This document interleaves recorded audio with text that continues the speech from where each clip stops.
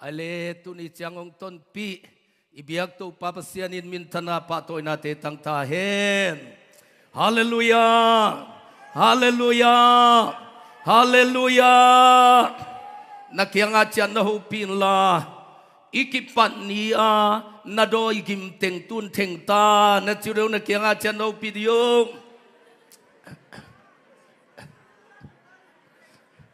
Hallelujah, hallelujah.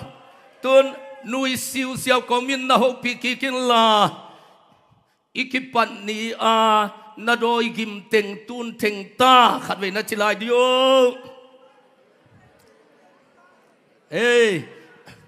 na dong kikin la tun khagim nam viau viau ta chei lom na kichidi wale. Hallelujah. Zugim zagim zatep kaini tui buk sa ra kun za kun pong raza gimte ong theng sakina ama khagim ong nam sak itu papasianina mintana patoy na tang tahen. Hallelujah, hallelujah, hallelujah. Nui siu siau in na kiang aten na in la namay tay na in kalung simong suwak ta sa kilo mo na chidiwo na kiang aten na upidiwo. Hallelujah, hallelujah. Eite mai tay na ang pia ito papasyanin mintan na lepatoy na tantahin. Hallelujah, hallelujah. Ivek pinato pa kutbet na pian ong siyay zuway din ye. Hallelujah. Amen. Tun ni tagdang sangin na hagim namzo na changwa. Hội rốt chian này vì vua.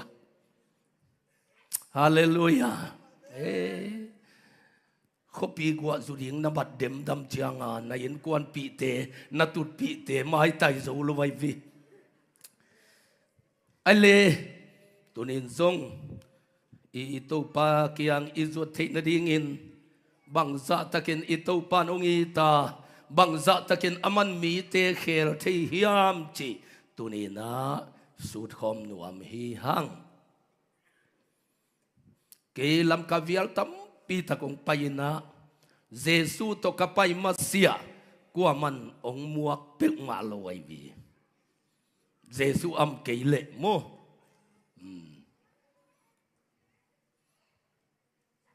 pama kanu ching te na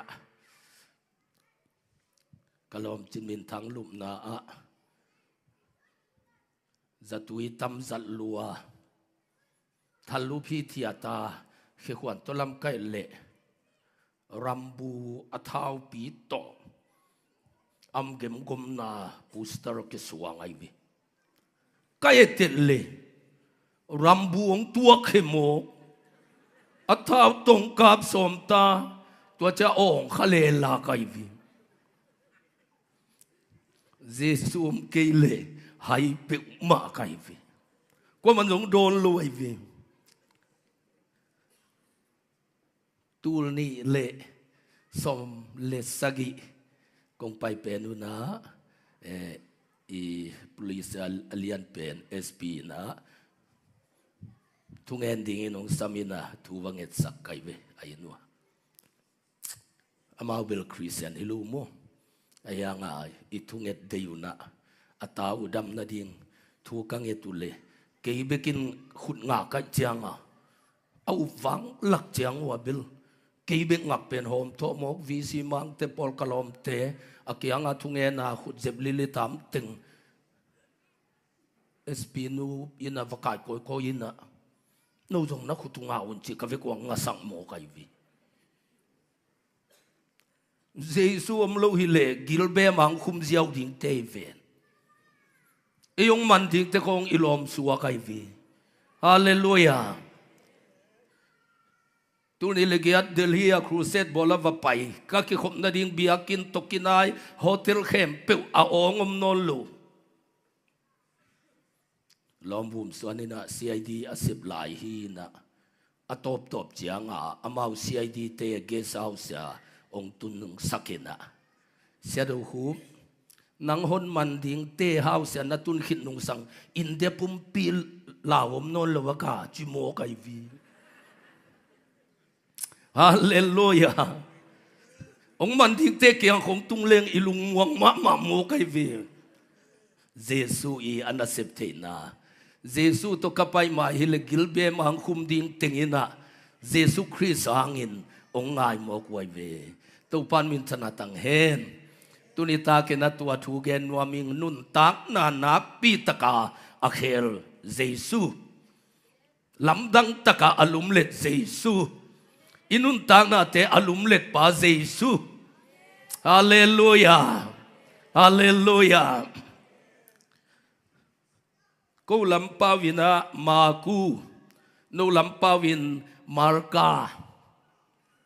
alian nga aneu thumpan nga kikal khong genni himi pa doi ve hi a han laka ateng hi kwa ma in hi mi pa si khau to hen zo non lo u hi tam ve pi tak a khut le a khe si khau to ki hen hin ngei a hi zong in a ki hen simin a si khau te bot satin chimu kai vi thang khau te bot sathilu si khau te bot satin chimu kai vi a khe a ki bul na kol te sukham ko phi ama hal luai manin kwa main hi zo lo hi sun le zanin han lak le mual tung tenga va koi koya ong in suang hiam te to ama akikui liam hi ipulak to pakamal itan chata to pan thupang piak sakhen thungen ni to pa tunitak zong na kamal pulak dingin hun panung piak na tungalung dam nang ko ong pai mi khem pek lung sim kong kha khong in la na kha amaw te sunga guang in la suang lung tang te la khia ina satak lung tang guan in la nang mayin tuni na to papa sian amaw te na kha ma to sian suina athak sate khalama amei akwan sem na dingin akwang te nailu kha ne nailu ten kha ani na kha tan na dingin na kha siang thowin hi nakamal tung tonin mi te khelin la na sim doi ve mi khat na khat jong na ta te na tu te khat na ta ten koi tak nuam sa hiam ta ten koi tak nuam sa hiam an lutang te na ilungai ding hi pa in a the nai ding hi pa in a the nai lu kai vi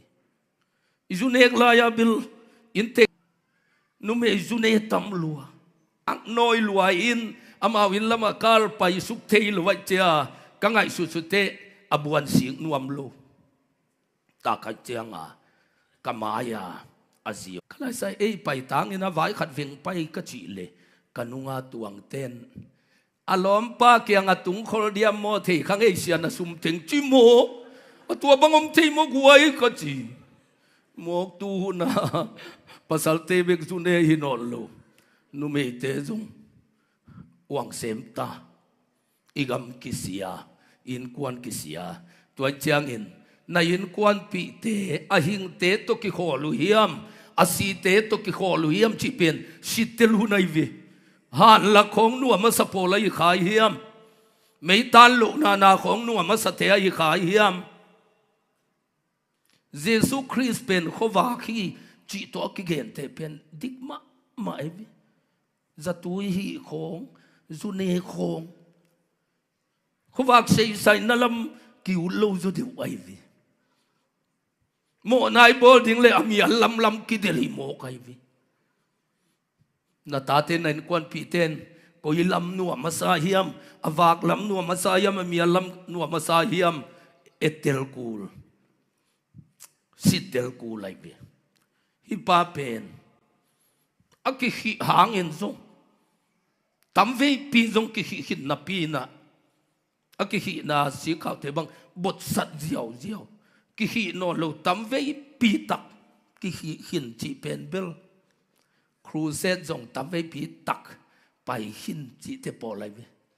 kapian thak masaka akika athum veina a chi banga asim sim te pol again nai ve apiang thang ngei ma lo te hoi takin pasien tu ngain ki khele pai suak ving ai ve ki bang dong pota diang ang ki kai kim lai ki khelin apai suak ving kai ve mal suang zanga kazu bibi lom te zan deuin ho ki muki kung man bang ki zai leng lang dep kai ve wa ka ve ko bel tek sim tai na zu bibi min to dan siang thuwa ka kiten saku kalom pa bang to man vakila ki kin ta bang hau ji nai vi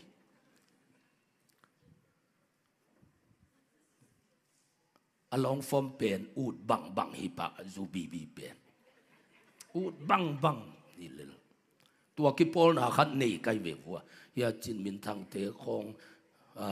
kam khan sin te khong zung kam kai wei ve India to kol gam to ka ki gom nau hi na tua ka chi thang khan khup te ki ten na bol sak ding chi na zu bibi teng India kol gam ho mal song za ka ki tua be le phung kul se lo ko tengin zu thol va pia ka hi u le in te pang he mo be le phung nei lo hi keu te no teng nong pa yu nong sim mo nau hi chi ding hia wa ke lian kalom ten bang chi dia chi ke lu hi mo keu ke manong gel ni ngai chi na tu lai wo chi ke va pai apu te na ho ai changa to ka va sap le ki sam zo lo ut ke lo ke jong abila huaw in ka chang be kong zu in thu sim kong gen ding khatom hi kai hia in ka tun te ko zu bibi te pen ka ki tua kim diu hak salwai na tu tunga kalom pa zi nei sak te ding nang tanu na pal ke ile jong nu me da khat la te ding tu tunga azi ding la ding a hi hang novina kong pai masak na a hang pen natanu gai hin ai chianga kong masahina tu nangu lo nai te ko adang khalading anung te tunung chuma nam sak ding le tu ni takin ngai sun ka chi level da pa view wi kai ama ga bia phung teng khom tua chianga ama lam te man jong nam hing tenguna zu tholong mok pia kina alem ding ma hiam chi ko lama te jong ong sap bil belina alian ki ho na amo pen pizo dan siang thuwa ki te na bol dita ka gin lo la ya jong bel pastor dinga ki pingam lo kai bi khosunga amigi pen kham khai ki chi kwa ma to ki lai ngei ma lo tang wal hi thiat ka tomina tua ko azuanek le jong nei thiat a kham chang banga lusing nge le na kwa ma abuai sak lo ka tomin atua pen ma a pastor dia ko zo de usam kai me bua zu bibi te pastor pu mo Christian Tenbel kite na bol tak chianga a pastor te na tu holina monu le mopa a monu kilut sakena ki mua kai ve ko pen tua chilu a hang pen ka pastor pau pen a haya lu hang ha khosunga mithu pi lua kisim lo pen khathai cha kwa ma za ta kholo khathi na atua chi lam thei gi ge ka changa Paul pi pen al siomina baptisomin EBC om tua tingin pen hi zu bibi te na kiten na lethat poi akoi chi bol liam chi munuam luai chianga ina ta zo lo zianang ki khom ka video sianang laya kichi khup to pa film pen ha khup to pa asem pa neng dal tua ti khong ong ki kho mai ve ayan dinga ke zong ko pen amonu le mo pa pulpita tu hol sakena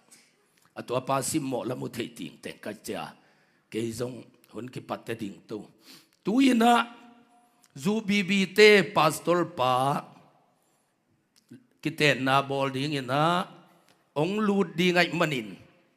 ka pastor pa u ong lut lai taka za tang na pia a ading lo pepe ong tum pai pe pa ding kai chi pa gim gem kapastol pau khosunga anu isat salel pau ong lu chianga tua ikup to pa te khong ding len lan ke za tang na pia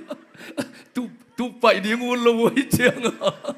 khosunga a hau sa te khong au pateng khong pastor kham khai za tang na pia ding let lat ke ai nôm nó khát rồng này nu me khát bằng hilama pasalong nei na pasal to ki kheni na a suang jang pol pia la ki ap ki lo a hilama te la nu sia hita pol pi nei lo waung sia changa zu bi bi ten ki vu hi via lai vi a ke ten na be khilon mi si na ngona ki vu pol pi nei lo wai changa zu bi bi ten mi si luang bang a ki pham ke hi na a thuneu tuan lo amawi na tua kiten na poi teng bolin pastor te dot na dan ma dot na bol kai vewa ko wa pen akile bulina azen zenin na pasalin de lo penin khanglai pin ong nu sele keinong ten pi diam hi pa phota pastor patulot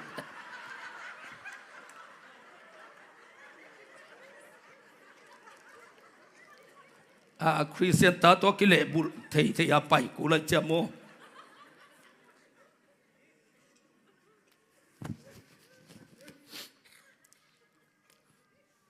hai hun la ya zong hai tan ma kiten na tingaman tak chianga jing khowa kwan chianga mo poi tua ding chimuk le tunga mo poi tua chi bang jong am thi ama tua azinei pa in pana kavek piwa khotolam peka puwum pite tua te kianga jing sanglama vakitua ton kam sing deliam de life khonga elen nui ke de zubel mai khat kalu puhina adon te pian vive ki cha ki ban te pin peng nuam tamok ken pen puan tam nei lovina puan sung sil asan zel zal khat asot sot ta vom dek zen khat tua kasilin zo khuadam sakholo mai kai bi zu akilup tom te pen no khang no te ban the no lo ding na changwa anek da no hil ding kai bi tua zubel pen adima kilina atui to level kikim sak lian tua pana tep sukin akiam zuya hiya hai khat dim tui koin tua ni ina atodung kitep thei loi ve kiam suk zel le zelin I hai sunga abei lian le azu pen abel to level kikim liana ding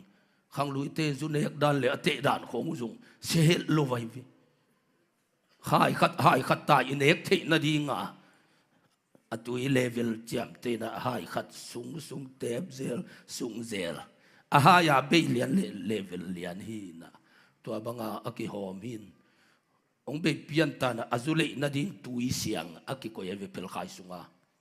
ke zong ngai sunin tam nek nuam kai chia kap puan nin loma ma suwa khiain to azule na sunga dia sukin hek lain kai level tangwal tengena lu pe pa cảm xin tôi biết kỹ mà mày đến cái về vô câu ghẻ mày hiện tép ngầm biết cái về vô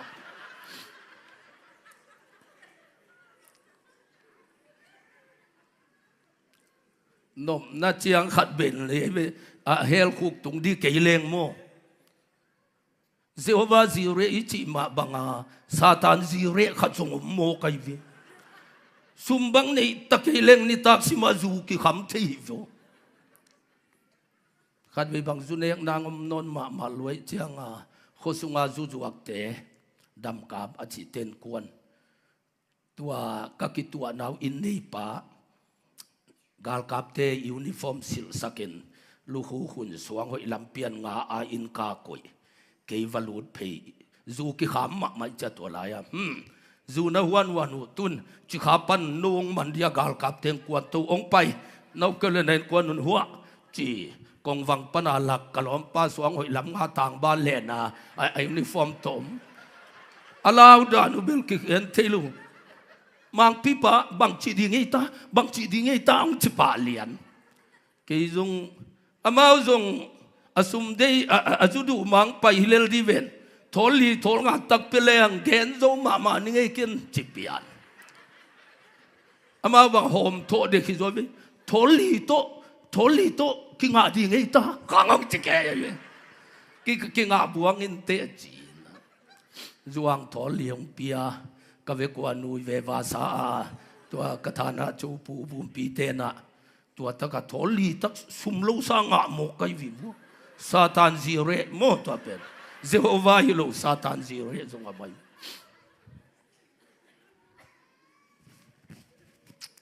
tu tung sia do khup tang thu pat buana khathel kai ve bua tua te mo ka huawa pinialina zu ka ma be ko mai chianga kalom te to azunek nang non ma loi na mau mo to lam nuwa ya te ngoi cha mo to lam pi ko to lai mo tong pai ko luwa cha bu a phau teng luang meng ina pai suk kinu na zung piao in pana kong to yu ye nu te nong de ki khadi mo khong chi ko pin ma bang kino ke to teng to zu leina kane kule tai pa ding ka chiu pen ikam ahun be khati thun khite gen no pung tam ke mo ka pa ule ahun la pa chi amal lu niung tum ta lom nun an luak ding nga va pai le an pho teng khat teng zong nam non lu ong lut ki tebel kalai sai phui sam ka nga danu atua nangon pen satan rafa khat ma umai ve Jehovah Rafa ilo satan Rafa bang zat takang kisam siatam ami abang guke ya ine khanga igilo nangon na lo le we satan Rafa khat song moi tak chianga tu tung movie bang ka helu ye to temo ke zong han laka sau ve pi ka hun be sakai ve ai zong ina utenaute hi kwa man lo dan a thei lu aguak tangin om hi chi zo lai bi atang guak kin om hi aguak tangin om hi ei pa jong ko ya man joi mo ka le aguak tangin om atang guak kin om nang ta nang sanggam ding khong in ngai sun mok le te ain kon pi tia din bang za ta hak samok di ibang million khongin migin api khat khongina ayanga itaten imindai na ding vi vein gam tamok le tua han la khonga guak tanga pai mual tung khonga pai chi omi thia lovin pai koi hi zulai vi tua tangwa ka wak pa in kwan pi te mila ka bang za taka mai zum ding chi ki gen thei loi vi apuan vasil sak ding chi mola na kha loi cha si khaw na ngona bot sat pa bang lo mok ding in kwan pi te adia dai huai lua zum huai loma ma ki gen thei lo tua pa ani in kwan te mila ka bang sa taka amai zum ding ki gen thei lo guak tanga pai koi tua bi hilo suang hiam khong to ahununa ama lem ma ki kui liam gop chimo kai bi mi dom lo bi hilo ama nangon ki dom lo ama nangon ki dom lo din muna in kwan sunga mi khat pe ongom chianga ada huai hi tai bi ama nangon ki ol mo lo ki kui liam hi atataka jesu iki sabdan pen zuna neng le ke bang ta khat kani dong hi na ji nei ta nei ong i ten thung hil ke ve na tano mai tang be ke nin he pi huai salo nei yam pazu kham pazatu i jang khat nei ding dei nei yam khong ki chi chianga tua teng i thei lo mana aza tui khong na jang hi le ki khel pa lian di hi na atua ama wong gen ma pe ka tua khem pe wi thei sa i hi mo kai chianga ki khel zo lo wi ama lema asete te ki ku liam banga asia lama pai phut wang lak leng i thang pai na ding tamin isian na ding ki be lap mo kai vi mi no hai bo lo le zong a hai am vet zong anom na chiang khat om mo kai vi ke bang ka sung te in sak bong to sial to pai na tu chiang ha anoi ke buan laka khat ve katang gua ka lum ping peng kai vi bangang yam chile zu tam don lua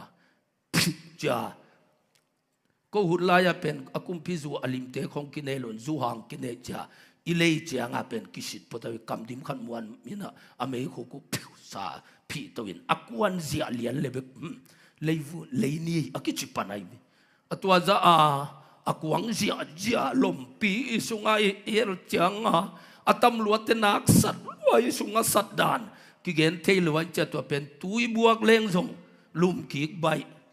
buan hi le sau ve ki mang pen ai cha buan laka gil salwa pen ta the hel do ai che cha khong anamaya kong din hanga dong ka ol mo tom pe mai ve suang jang te ka sung te khote ko kyanga ka philu ya to la ya nga tam ma cha nga beng ding ang kwan kanu fal nu te khong zong kwan ji ja puan ka hau lo mai chiang ha kandal pen to tuak sung mok leng anita ka cha ding chiang ha akot pia ten lem lo wa cha tuino la kandal pen ko yen tang guak ta taka nga ka bel le nu mei te kyang lambang in dai cha ke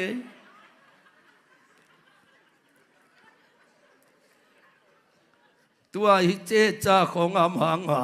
leitung a ol mo lo wang lak la ya atop dong ol mo lo hi le lai kho za nga ki pen pen guak tanga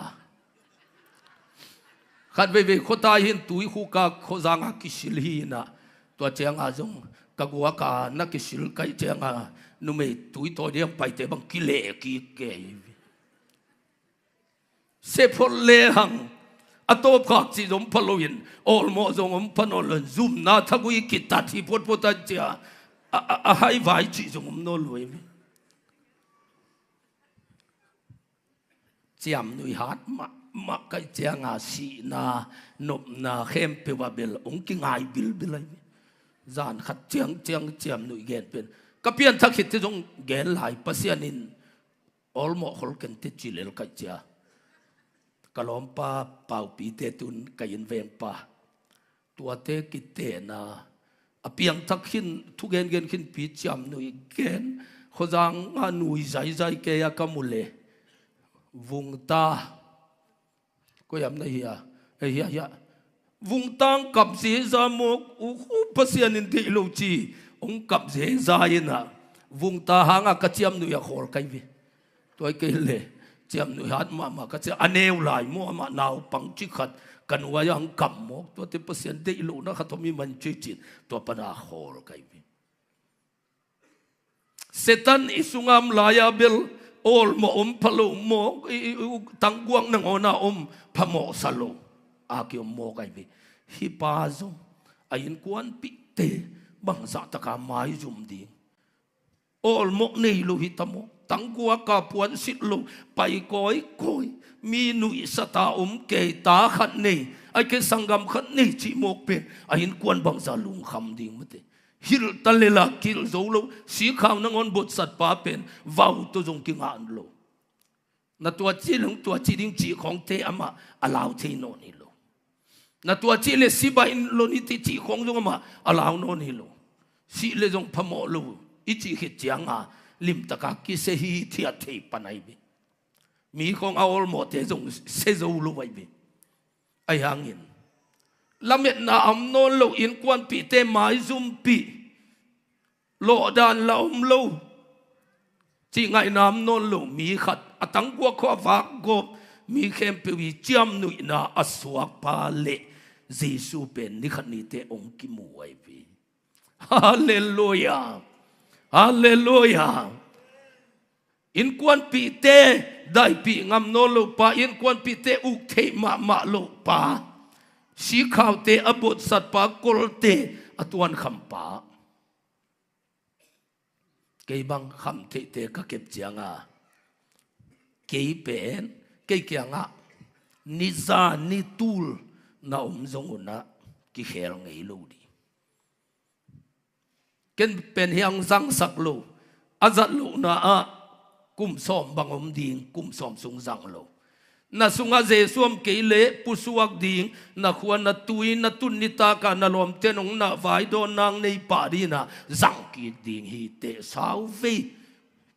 ne lo don lo chỉ khong zang lo chỉ khong to ming pen ki khel zo lo hi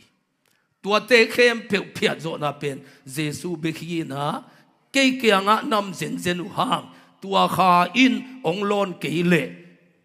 among na hi achilian kai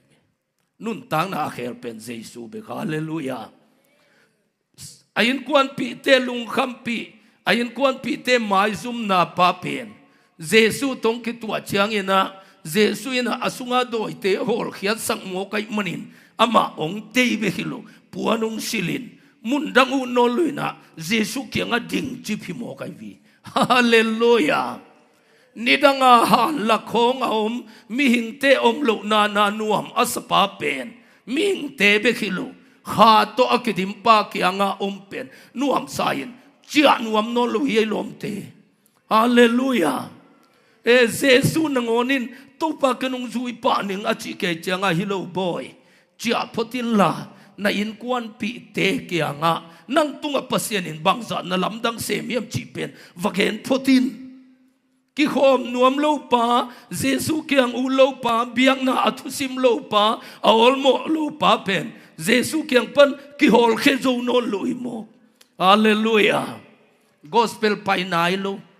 mi ten alai se to ve kai sim chianga mi ten Jesu kyang a ding ai chiango hi pa khat ve khonga mi hai pai mok loi mo atang ko kam pa hingel loi mo yuk zo lo pa hi loi mo china lamdang salua Jesu na se pen lamdang salua gospel pai kur nai lo lim taka akhe lim pen mi te lung sim lok hin tai ve hallelujah han laka pa pen Jesu kyang a lim hipala biakin sungama hipala la asaa hipala tuangen mo ka chi lim mi kong sling na vapiang nai lo hang mi te lung sim long khini mo kai vi hallelujah toy mana tu ni na I in kwan sung te a I pol pi sunga I khwai tu ya I lo ngai non lo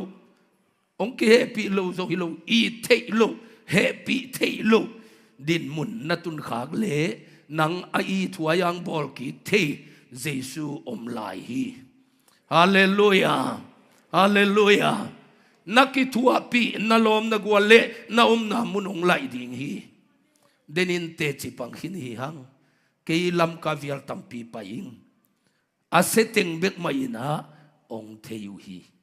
mi hoi ten ong thei khalo hi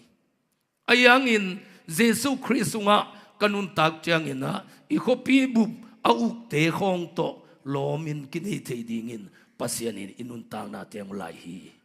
hallelujah hallelujah toy manena tu ni takin nadin mun enki kila na in kwan sunga tua bang miam kha hiam nang ma atwa chimi na hiam nol hin le pampai na te na tua kha hiam kwa ma de non lu nungin kwa ma khel te lo leitunga amuan wai pen si khaw nangon akibo sa nungin mi pil pen zong counseling ong petay no lo evangelist min thang pen zong counseling ong petay no lo amanay vi kay bang kapano piang thak ma mai cha yun wa kavaho le bang bekinong hal kayom lam zong tay lo idi vi lum na bedroom a kayom lai evangelist pa kya nga hi pen kauta hi na seloma mai na ong ki khel thei nang hoi takina counseling ong piak sakin chi again u kazak pheta kadon dan ding na ki thoi pa kapu su alian teng samu thumang phama ma vatu phot jejen again ding u por khata zo chianga ko go mi ngi khamok kai vi khat ve ko la pai suk lew sia kampu pasen mizat khami pa kam sang pa amin than ma lai hi na tua pa kyang dong kitu nai ve dak tol hi le asang pen dak tol la mo tua ta kang puakin ezite biakin athat tung nung khat mi ina kom khat ki hom li lai hi na ตัวตะกาทุ่งเงสักองุมจีนอะไรสังอาเกยงคูกดินสักทุ่งเงนุกำตัวของเป่าขาลาของสัตว์จีโมกเจ้ากะหูกินถวกโซนหลุนนัตุเบียลตอนขันงักสามเงินกับเกยคิตุยบังอุตากันนับตุยบังอุสัวลักิมัดสุกเกกับโคลเทหุนนี่ลูโมกัลสะฮิตวายเลมเกจินเกยจงอักิวังโซเดวกิกาลขตาดำมาไปเฮียนินอันยังก็วักานินะอินวายนัตัวกินอินวายตอลขันงักตัวต้องสอนลมามาว่าจะงักโซลุนวักสันินอินกากตุนเตกันุยงสลมามานุยเววาหางเป็นอาเมนเปียกเสียงว่ากัวมานำนนหลุดเดเจ้าลักตุนาเร็บจะละไปตายต่ำชิเดบที่กชิเลยเกยกัวกันุยสลวนนุยกันปัสยันมิจันมิมินทังเป็นกิจเตนส่งองกองสิลิงขายเวกยตัวหุนินโมไปเขียนสันเลลไกเวเจียมนุยบอลเลลไกเวในยินส่งฮะปัสยันมิจัดทุปีเป็นอากิจเตนส่งกองสิลิงเปียกิเขลเทโลนังนุนตังนาจงเสียจิตติงินทุ่งเงสักนาลุตุงอาคุตงอาขินอากิเขลเทโลนุนตังนาเตเป็นเยซูอินเซมเทไลฮาเลลูยาฮาเลลูยาอาเจสุเกียงอิตุนนดิ่งจงอามามินจิงไปโฮไม่เวฮาเลลูยาเกี่ยบังกิเคลนัวเมตโลปาสิงเกลตัวกเตนนามุนกวัตุนเตนางากาลกับเตนะปอตาเรียงกายเวอุเตนาอุเตมิหิงมินทั้งเป็นนินจงองคอยเทโลลายเสียงทูเสียมเป็นขมีเป็นคำสั่งเป็นเต้นจงอิลุตุงาสมวีจะวีคุณงาตะเลอากิเคลเทโลนุนตางนาเตเจสุอินเคลเทไลฮาเลลูยาฮาเลลูยาตูตุงกิขอมดิ้งมานาจลโซโลปอลซงทุงเงินเลเตลุงเกเลเตเจสุอินอาลัมเปียบอลหุนมเดวีตัวตักเชียงเก็บังกลอมนุยนะทุงเงินนิดกับเพียนทางนางกับกับหินเบียกินะทุงเงินอากับสังเจ้าอินดงองกับเทียเจ้าอาเซียน้ำโลปีโมกะเก็นขังลุยเต้นโมกะของกิกามเสียจีอาเซียนาขตมเลงองงอดีนี่งัดจิไลกันวิทุกเงินอากาศจงคิดพลอยไม่เปลี่ยนทั้งมาเป็นไอจง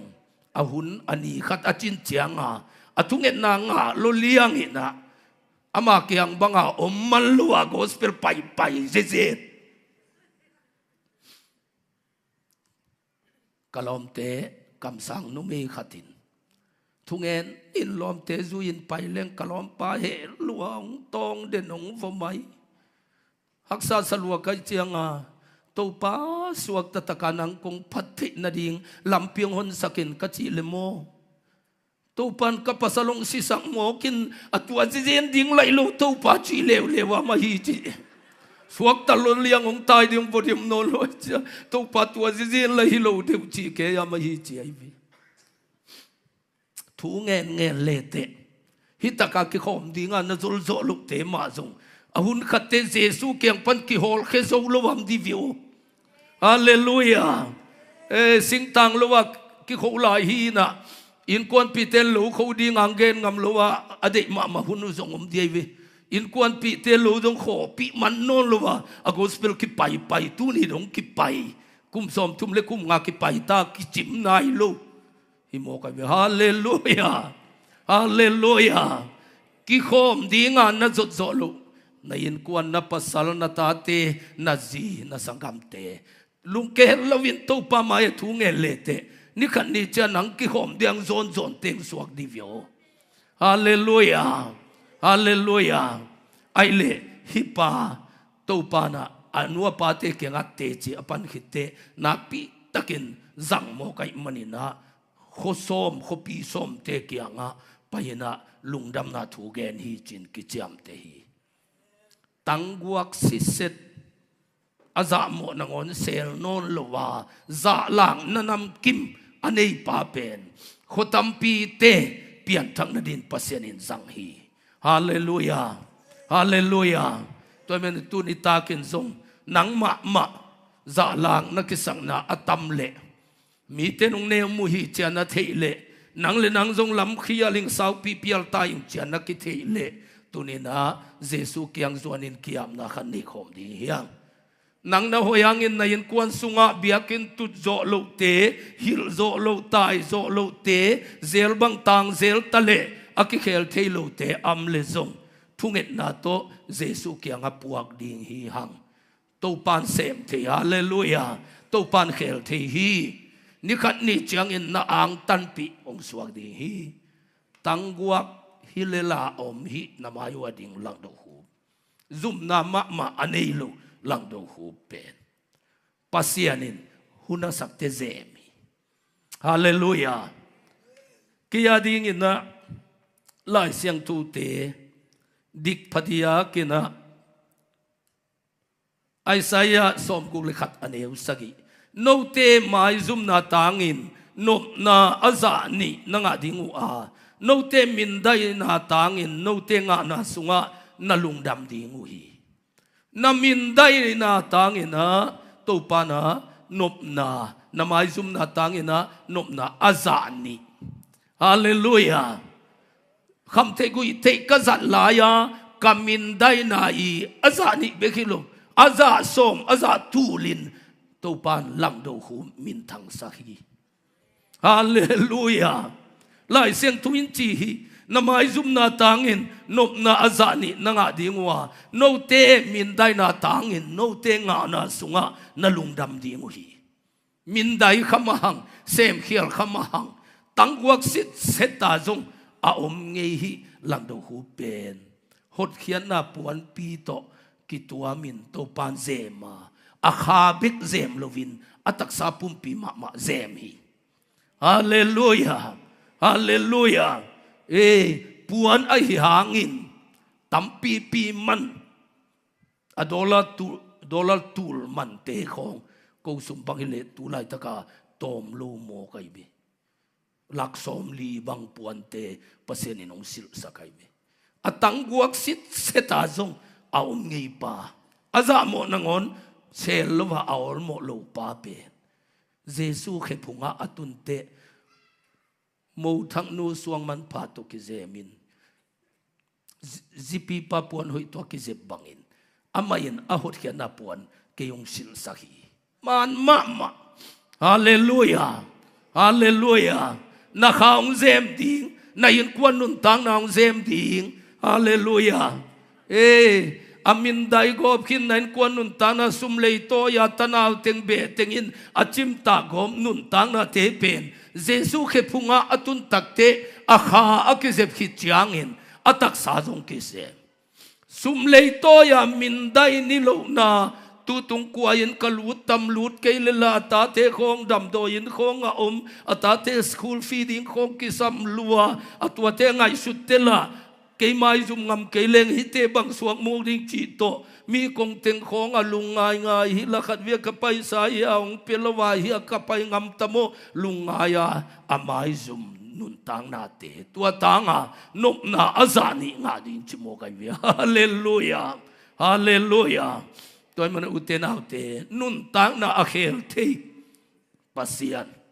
nun tang na akhel thei Jesu akide no lo bek lo aki uk zo ke lo te athumang sak hil zo lo patta zo lo te athumang hiat dinga apol biakin atung zo lo te Jesu kiang pan vacha in chitalito pa kinong zui nu aming chike hilo hi nang tunga pasyanin na lamdang bangza boliam chipet na yin kuan avagen pot ve biakin to ki khenla pasyan tu to ki khenla ke dingin to panong bol sak thei hallelujah ivek pin to pa za tang na to ding khom dinga present worship makai te ong ka to ina tuni tak zong kiam na khan ne ding hi hang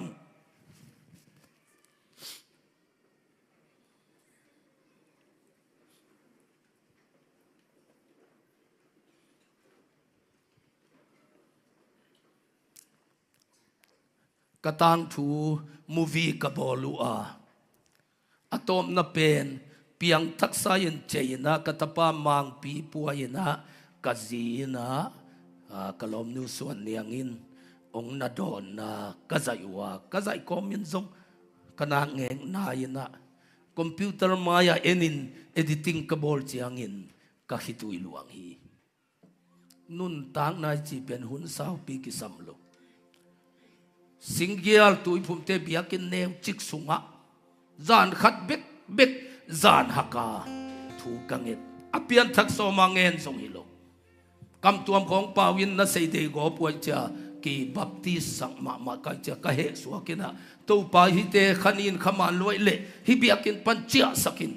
chia thu kawanget lai zang le to pa na kamona ka khial na ting tv a et bangin ong mu sak tak te kathunget nang kilain to pang mai sakin ong mai sakin bebek to jing khowak siang dong thu nge ni jesu kamu nangin zan khat bek bek hun kapia hi ahi zongin zan khat bek bek ka zon pan keito zan nuam tam pi tak zang hin hi forira lama katuna hotel khat pen tuipi tunga kilam khata watungin standard sang lo ma hotel tam tung ma kan cha hi tak standard sang lo si chinong tung sak pa mang pu kianga mang pu alim limin ka hotel sabang sa hiam onggenin hi pen tom thailo ding ke hotel tam tung ma mai tom thailo ding ka chile aman za belong gen ke ningin busina president asip lai hi na ka president pau w busong pai chianga atun nai vi sia hup chi mo kai mi kumpi te tun na dinga akibol te a zan nuam azang hi thiat din to pan ong ko hi kenbel ama ka zon na ding zan khat bek bek hun pia hi hallelujah ai zong in tua ka zon jesu ina keito zan nuam tam bitak zang a to pa keilel tak nang hibang liang ang bol mo chi in lungdam na hitui alwan na mun tam pi zan tam pi to pan hunwa mong zang sakhi hallelujah hallelujah tangua ka ompa khat ka hi ha ilai bu te bang no lama sanga sindong atun ma bangin america te phd khatin lai bu khat bolina tua taka sol tak poli ki khel na te again hit chiang balma a lang do hup a ki chi pa zong mi sema ma khathia ai zungin pian thak naman to piang thakena ki khel chiang ama khat bebekin mi hing li lenga na sep ding sem zo hi china alai bu sunga gel hi tua lai bu gel pa to tu ni rong khat ve zong ke ki munai lo aki gel lam zong ken thailo doctor thang zatuan emi sunga million mi pil idei pan rengon kapai khata alai bu ai english original le ko laya akile na ong pia siado hu hipek ma siado hu tang thuring de saking chia abunia kan le hi na english pe na namin hoi takin kigelin ko laya translation bol ten bel nang min teng lakhe chi chia tin chi mo ka me emi khong mai di ve ki hazan na aliat dan dena katang thu kong gen bangin tangguak sit set nangona ampa thu pen america phd te khongin alai bu sunga na hel pawi hallelujah hallelujah katapa philippines ya emdip ka dia va pai form ka filap chianga apa min event lang do hup ka chil kasia ten avikang thi chimok na pa thu to hitakate si a tampyami ko na pa the yong chi hallelujah hallelujah tangguak tangiala zong aum pa pen jesu khe phunga atun chiang mi pilten zong ai theidin bor mo khi veo nanun ta na tunita ka hoi taka jesu khe phunga na chia le amin dai ma nanun ta na pen min than na tong lai sa dinga achimo ma nanun ta na pen chi the na tong lai sa dingi hallelujah hallelujah ito pa hongin na lian hinalom lom ite dia guai tua la sayan isangam pa pum khotang langai kasama ma cruset tampi taka kazanga mani ito pa hongi na lian tua I na bekin mi hoyong suwa tua I na bekin mi man pang suai manina tuni in nanuntang na pitak lamdang takang khel nuam na yin kwan nuntang nang khel nuam na yin kwan sunga kol bul taleng hilil tai taleng akilamdang lo te biakin panahol kiat zo no luwa ong koi sakte Jesu kiang zuanina eya dingin zong zuanin itay na te dingin zong zuanin ihil zo lo te din zuanin iminam bupadi na Jesu zuanin tu inget komple to pa in alamdang natin sendi ito pa hongin nalian hinalolo to pa hongin nalian hinalolo hoy na kasong nei lo ihilai hoy na kasong nei lo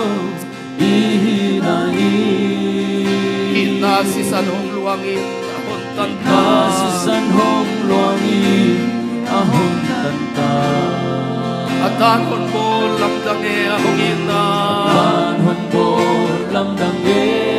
ahong ina ito pa hong ina lian hinalolo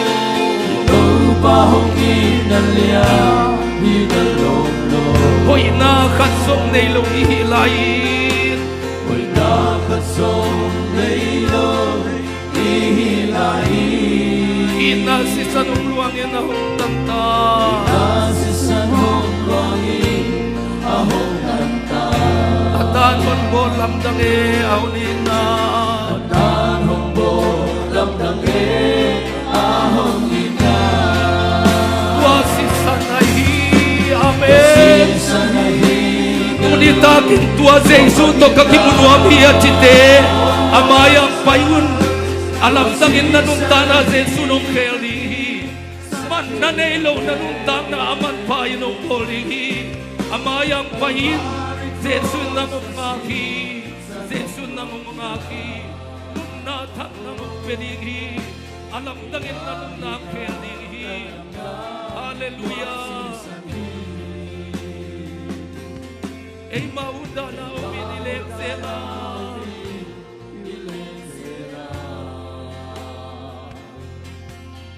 ama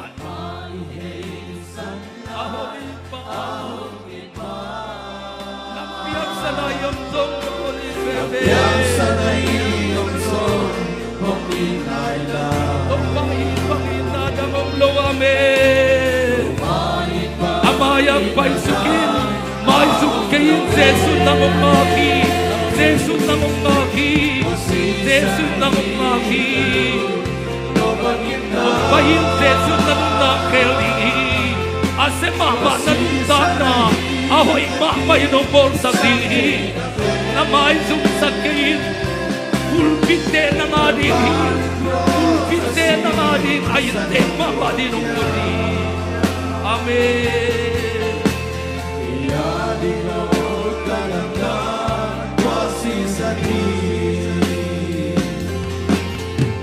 Mihinte ipangin mo Imo na liyamang di alam santa amen amen Om payin na may sumsakain aman pamamayin Jesu na mong polihi aman pamamanuntana na mong pedihi aday ko sa amin tayo sa nanuntana minsan na donglay sa dihi oh tuwa si sanahi amen hallelujah amen tuwa si sanhi na mo asom siyang tuwa si sanhi mo siyak te na kempel apian amen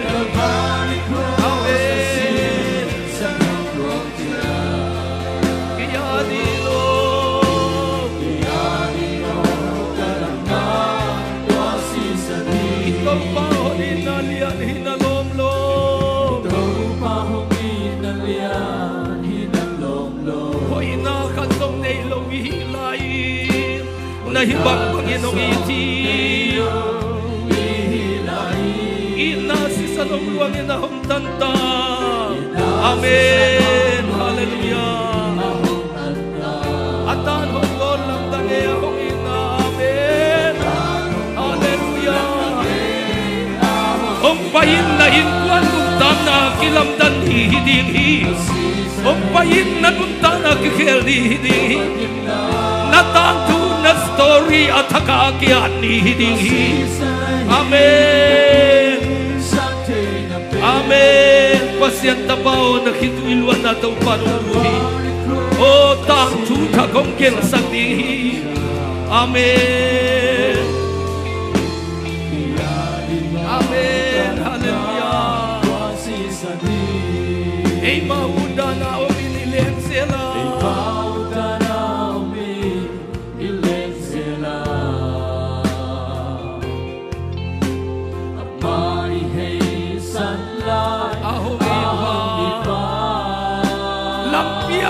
Iyong sungho nilay-lay. Amen. Amen. Naman tan hitangin naman namong sung lay-lay. Amen. Amen. Hallelujah. Oh, Tua sisanay. Hallelujah. Amen. Hallelujah. Amen. Tua sisan. Oh, hallelujah. Lo tôi hinta namo japte na be saktahi. Amen.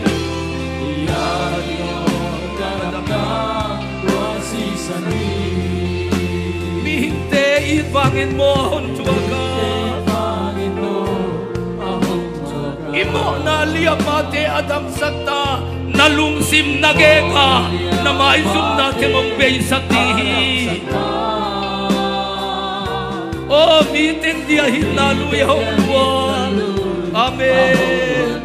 Adon tedi dam naluin nang dam na dinhi, nang dam na dinhi, nang dam na din, nanunda kilay na din, naitkuan nuntang na kilay na din, iminang kalsuan siya kilay na dinhi. Amen. Hallelujah. Tuwa si Jesus. Amen. Oh, Calvary Cross ya. Amen. Kaya adino.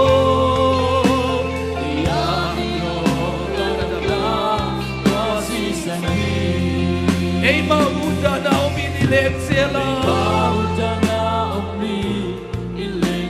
Ama ihey sanlaya huling ma. Amen. Hallelujah. Lampiang sana iyong song hong ilay-lay. Amen. Ong payin seso ng suwag na sa kami.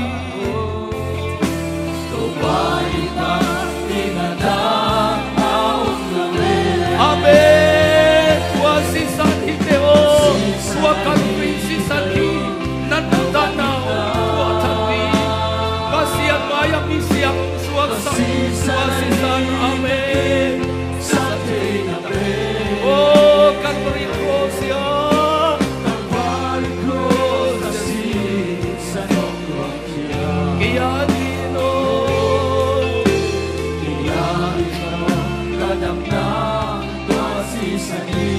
Ikaw pa huninalian hinalolo. Hoy nakasok na ilong ihilahin. Amen.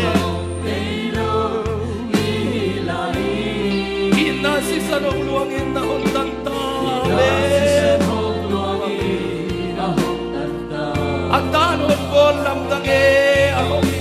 Amen. Dapat sa Isang Kristo hangin na mitik na hitahi, mitik na hita, misiyantong na hitahi. Amen. Oh, tuwasisan,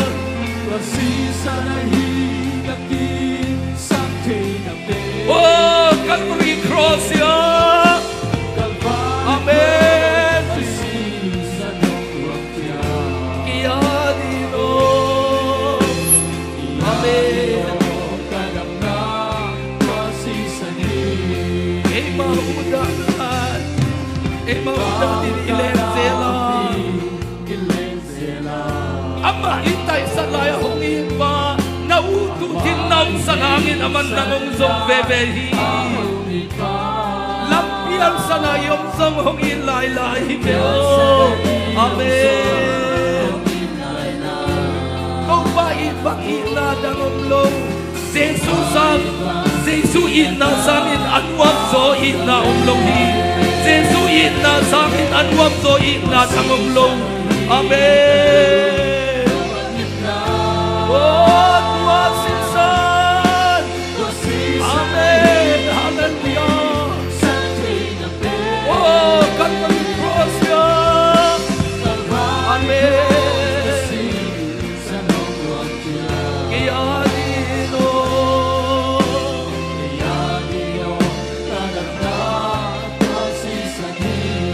Ihinte, ibangin mo akong buwag ka.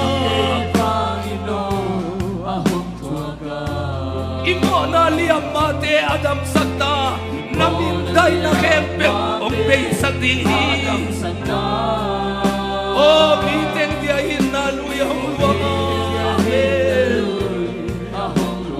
Adon tanindam na luy nadon kaile Jesus isan among nahin ng alingi. Tuni na dam na tuwi na dole nataksa na kakikel na dihi. Amen. Oh, Tuhan sinsan. Amen. Oh, Calvary Cross ya. Amen. Iyadino. Amen. Oh, Tuhan sinsan lagi. Hallelujah. Amen.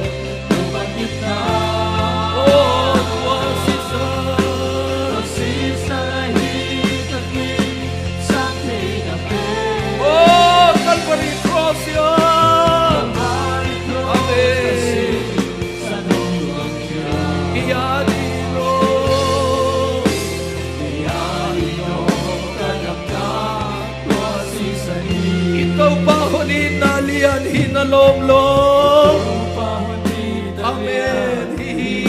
Ito pa nangungsong lahi. Hoy nakasong nailong ihilahi. Inang si sanong luwangin akong tanda. At tanon ko lamdang akong inaabit. Hey, hallelujah. Oh, Tuhan sinsan. Hey, hallelujah, glory, hallelujah. Oh, Tuhan sinsan lagi. Amen. Oh, Calvary Cross ya. Amen. Iyadino.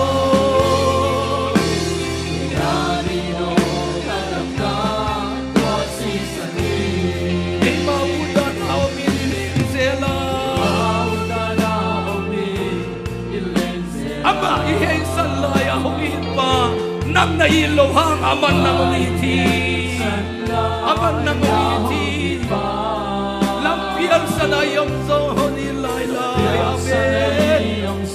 Amen. Hallelujah. Tumpahin panginadang umlo. Amen. Hallelujah. Oh, Tuhan sisanahi. Si sandang umkay. Oh, Jesus Christ, si sanila mo may na. Si sanahi kagbi sa kaya. Oh, Calvary Cross ya. Calvary Cross ya si kaya dino.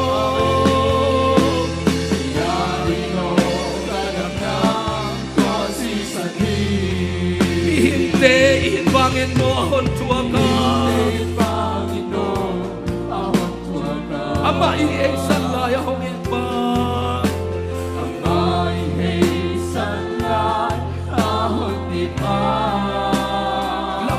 sana yung tumungin na Amen. Tumpahin bangin na ulo. Amen. Oh, tuwasin sa nahi. Amen. Hallelujah. Amen. Oh, tuwasin sa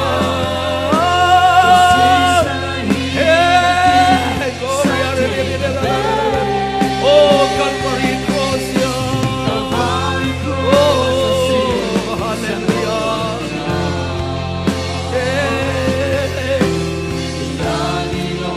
Amen. Hintayin bangin mo ang wagan. Amen.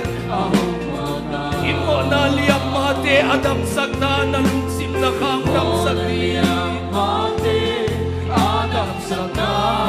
Oh, itek dia hinaluya hong wangan. Amen. Adote di damnaluya hong ita. Tunita ka na dole, tunita kin nakadam dihi. Natagsasam damdi. Amen. Oh, hallelujah. Yeah. Oh, tuwagsisan. Amen.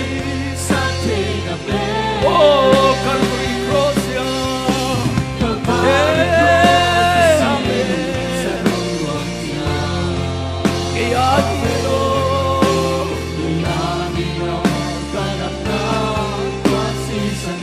hihintayin pangin mo ang tuwaga. Amen. Imo na liyang mati adam sagda. Amen. Oh, meeting dia hinaluya hong luwangan. Amen. Adote di damnaluya hong ita. Amen. Oh, tuwasin sa nahi. Amen. Hallelujah. Oh, tuwasin sa Amen. Hallelujah.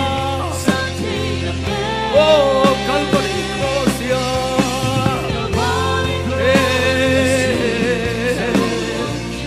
Kaya dito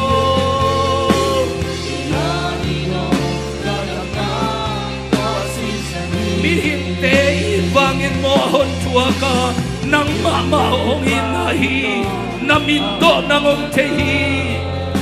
Imo na liyang mati adam sakta pasian hena kempel dam sasi.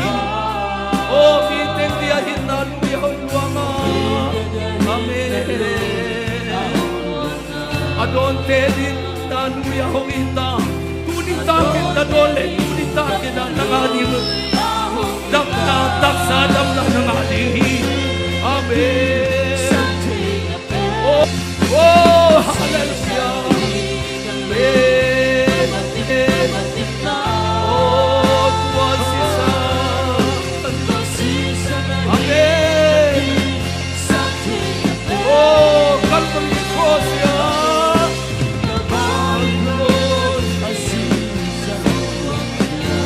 Kaya dito. Amen. Tuwagsisan ay hikamelay. Hey, hallelujah. Oh, tuwagsisan. Amen. Oh, Calvary Cross yan. Kaya dito.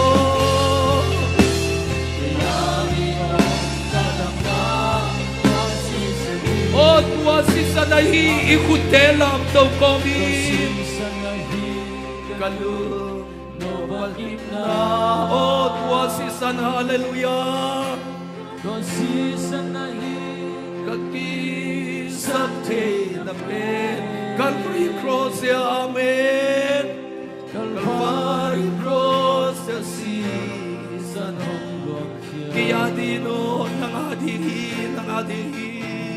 Kaya dino Iveke na tau pa tumakia pinatungen kong tingiya. Hallelujah, pangliat papasiyan ng manahoy. O tunin na tau pa, halakaon den pa. O tanggua kaomin, minday na atwang sipa. Inpuan pite aminday sakpa.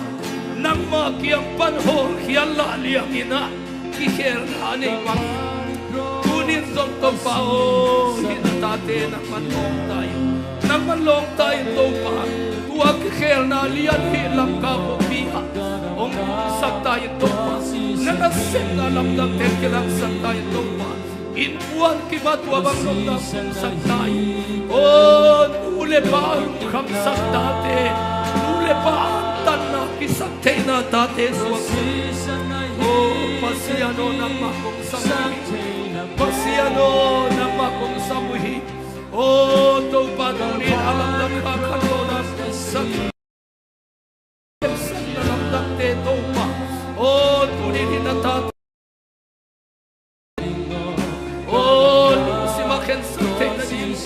Nang bakit kumagsiyan o horupin o hiling miswag tate kahilam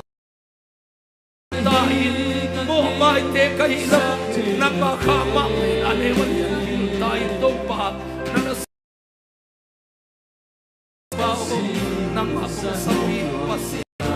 nang maalamdang tupa na hikan o nina na may paasong biyayin na ko inatot ko amin. Anong ko natin tang sakit. Oh, anong ko natin sa iyo na lupa. Ayin kuwan suwa anong ng kanlo na sakit. Dati hangin ang damli. Nule pa hanga ang damli. Oh, inkuwan kanlo na. Minam kanlo na kakisamwito pa. Inkuwan kanlo na. Oh, minam kanlo na kakisamwito pa. Oh, Zesuo na tatelong kintayin. Na tatelong kintayin to pa. Na pamilin na amaltin makilangsag tayo. Na inamaltin makilangsag tayo to pa. Oh, alungkol natin na matungin to pa. Amen. Oh, Calvary Cross ya. Calvary Cross kasih san hong ruang kia. Kaya dito, Kaya ino kadang na tua si sandi. mihinte ibangin mo ahon tuwa ka. Hingte pangin no ahon tuaka. Imo na liyang mate adang sakta. Amen. Imo na liyang mate Adam sakta. Oh, mitek dia hinaluya hong luanga. Pagkita dia hinalul ahong luana. Anong tedin ng maluya hong ita. Amen. Ang tedi ng naluloy ahong ita. Oh, tuwa si Sadahi. Amen. Hallelujah. Oh, tuwa si San.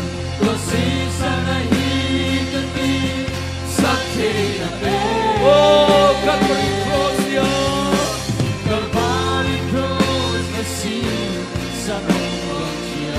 Iyagino.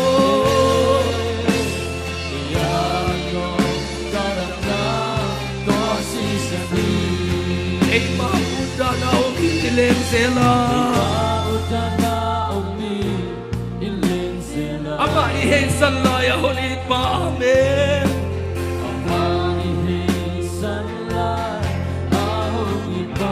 Lampiang sa ngayong tumong ilay-lay. Amen. Tumpahin panghinadang ang lobe. Amen. Oh, tuwasing sa namin. Amen. Hallelujah. Oh, tuwasing sa. Amen. Oh, Calvary Cross ya.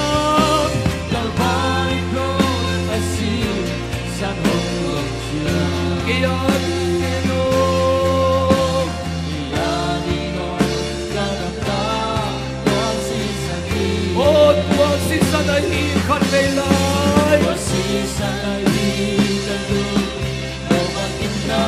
Wa si sa na hi ka ti sa ti na na Calvary cross yo Calvary cross wa si sa no na Kaya diro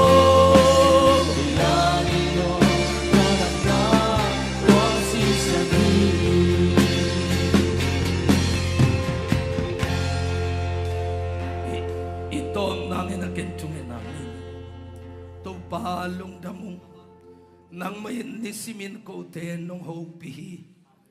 to papasian mai sum na to kitim nun tang na nom na azani na nga ding yin na chimanin kanwa mo hi sian na yin apum tuam anin athansa kanun tang na teu mo tang no suang man patok kisema mo tak papuan ho ito kisepanga nang mayin hot khian na puan pi ko teng sil sang nai man na tumulong dam na kong ko hi to papasian pian thang na man tak to nang manung zuya limpa suaka ette pa suak dingin tunia ki khom khem pe tu pa petain kwa ma izo no lote ai zo lai to pa na hi na sunin zanin lungaina nang matunga lungdam ko wa asyang thonun ta na tonung ta na tate suak saktain hi kruseta dingin tu angente ni salam sa pekete athangal apiate khempek tunga hi khallo na hampana thu patung saktain aswana khak atua ta teu lam khialom lovin apai sualom lovina nang machin na kem na hangin khan theigui thele sian na nam kim to kipela nang ma kiang pana sol khian zo lo hol khian zo lo zena to pa thu pasang mi aswa na dingina to paon na tate mi malkim tunga thupa peta in zingchang zubli huna ai zongin nitak atom na ai zongin na khang buan na hopi na onem ko tenong zak sak zel ding lungulin mintan awang lin na patoy na kempe nang ma piayina Jesu Christ minin kahunam lai te ko nga pu pabasiano amen khutbeng sia sia zingchang kimuking ni to pan thupang pe kim chata he no Hallelujah, hallelujah.